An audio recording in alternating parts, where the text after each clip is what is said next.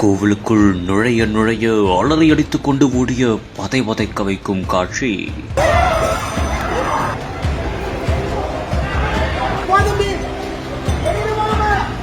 பயத்தில் கோவிலுக்குள் ஓடி ஒளிந்து கொண்ட பெண்கள் ஹார்ட் பீட்டை எகிர வைத்த பதை பதைக்க வைக்கும் சம்பவம்.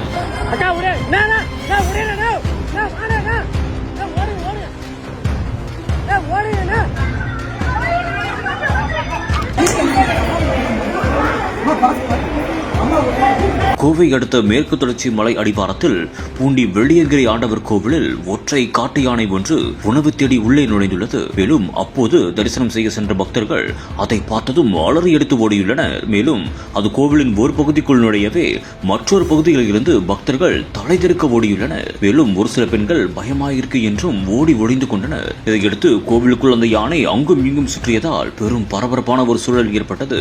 இந்த ஒரு காணொலி சமூக வலைதளங்களில் தற்போது பெரும் பரபரப்பையும் அதிர்ச்சியையும் ஏற்படுத்தியிருக்கும் அதே ஒரு வேளையில் இது தொடர்பாக நடவடிக்கையும் எடுக்க வேண்டும் என்று பக்தர்கள் கோரிக்கை விடுத்து வருகின்றனர்.